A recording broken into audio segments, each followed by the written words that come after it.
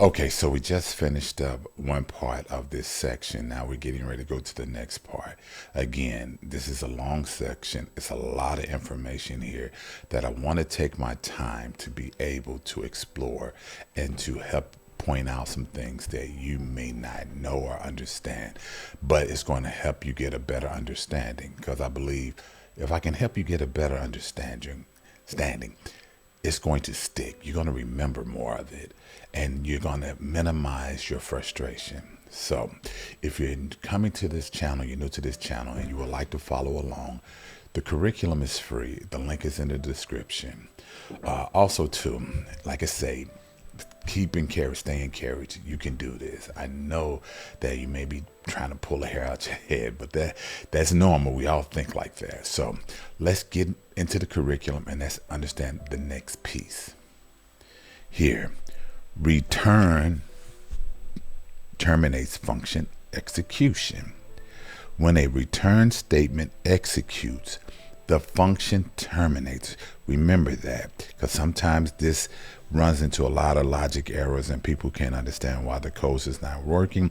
It's because they put returns in and they still had some more code to have to go through. This is why you have to understand how this return works, because once it returns, then guess what? It is terminated. It stops right there.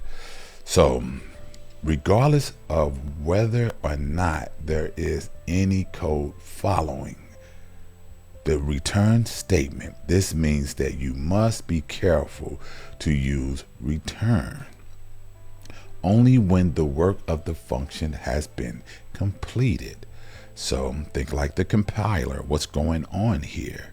We have this past the point of no return, or past the return point of return.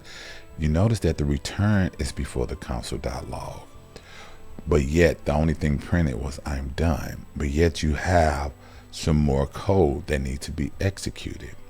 Now let me explain something to you. Up here, when we were working with this, you notice that the return was at the bottom, normally right before the closing tag. It's where you want to put your return. So you may have a whole lot of code up before this return and for loops and conditionals, but rule of thumb, place the return right before the closing curly braces. That's just a rule to help follow. Now, we can use the fact that the return stops the execution of a function intentionally to force a function to stop execution. This function points out the integers 1 ... n using an infinite while loop, while nonetheless terminates when the return statement is executed. Okay, we know that if by looking at this, okay, this is going to be infinite loop, because if count is greater than n, it's just going to keep looping over. But this return, because we have this return in here, it's going to kill it. It's going to stop. The console.log count plus plus.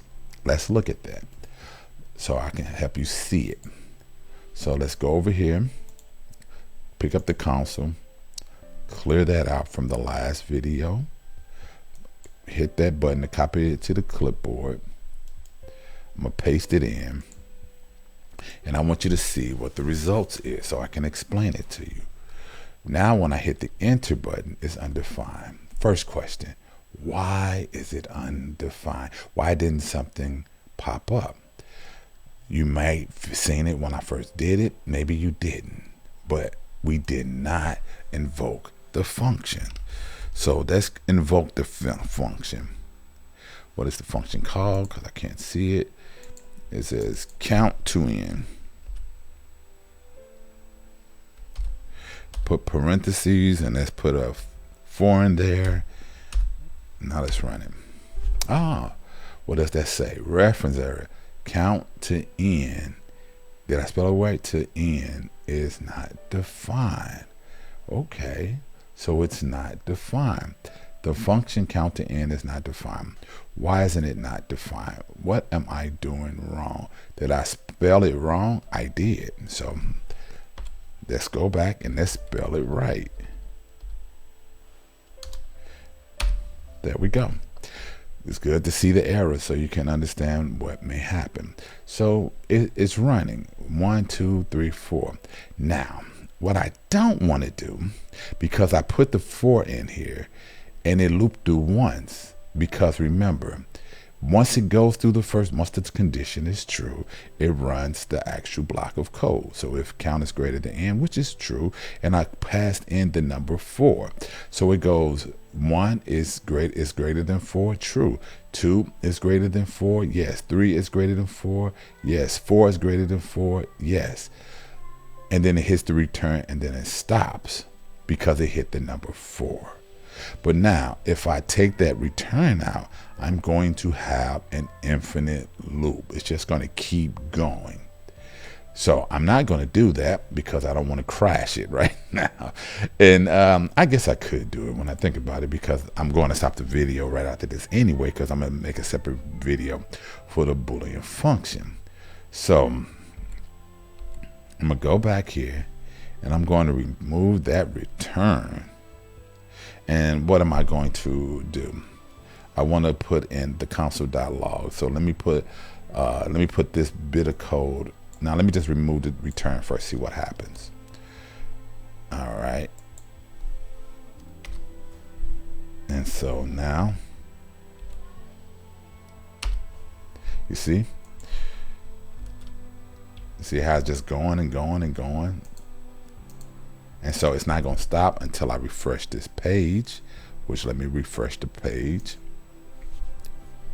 X out of that, because this is going to make it stuff, because you see my computer's not even working because it's going on. So what I'm going to have to do is I'm going to end the video there, and then I got to stop this. So I just want to show that to you. So there it is. I think it just crashed. All right. So now it's finally getting ready to stop, but I'm going to end the video there because I just wanted you to see that, see how that works, visualize it, understand what the results are. So we're going to end the video at this particular section, and we're going to pick up in the next section because I want to make sure you understand it. Okay, that's the end of this video. Remember, the more you do, the more you improve.